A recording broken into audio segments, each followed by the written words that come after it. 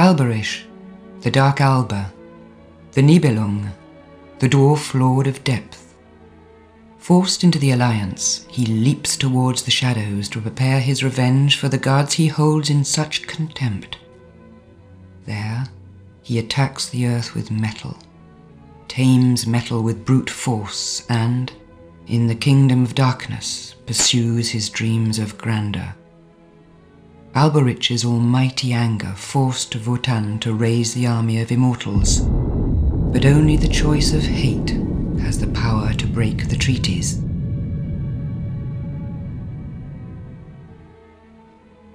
Logger, ah Logger.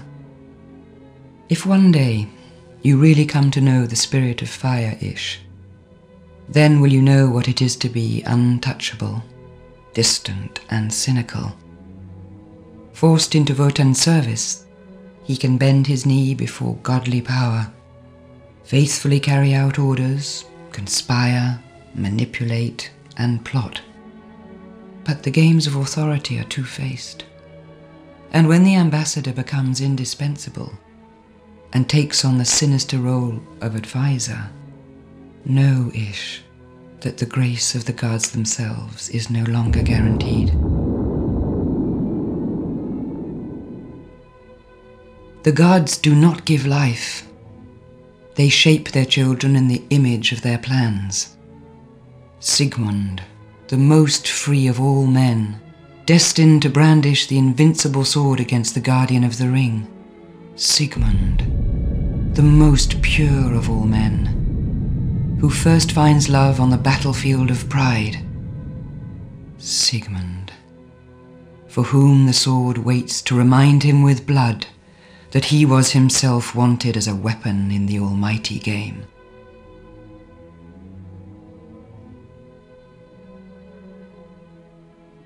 Only those doomed to die can see her, to try and prevent the god's shameful end, so that his dark enemy would find him ready for battle.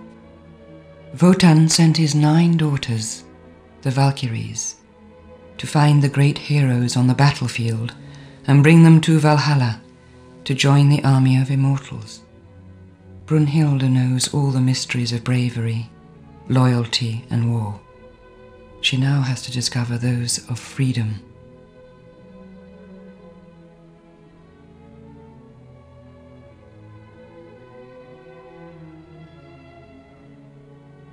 The Rhine Maiden's gold was sleeping at the heart of the eternal mists.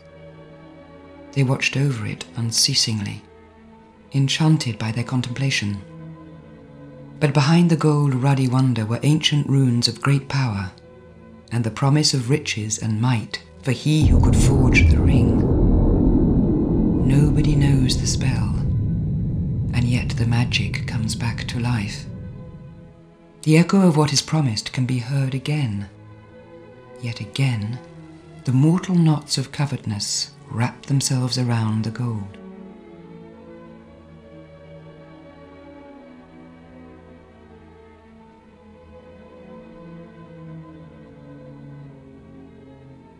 Wotan, the Light Alba, the god of gods, he is all-powerful. He reigns among his own kind in Valhalla, on the mountain peaks and the skies.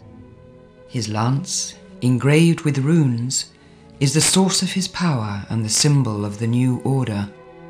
With it he won the hand of Fricka, goddess of marriage, and he forced the dwarves, spirits, and giants to sign the treaties of loyal alliance. But Wotan won the runes by force. He imposed the treaties. His lance was carved from violence. Within his empire, hatred, bitterness, and rancor are already leading to rebellion, and only he whom Wotan could never create would help the god of gods. He is the free man.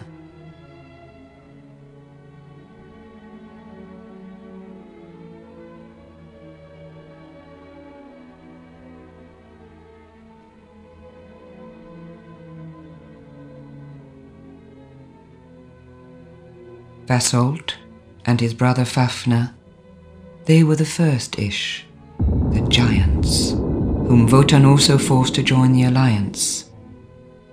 They withdrew to Reisenheim, their remote earthly kingdom. Fafnir and his brother Fasold, the originals, the primary forces of the earth. Wotan made them raise the god's dwelling, Valhalla, the radiant fortress. They built what only giants could build, and were offered that which giants could never obtain: the company of a goddess, the smile of Freya.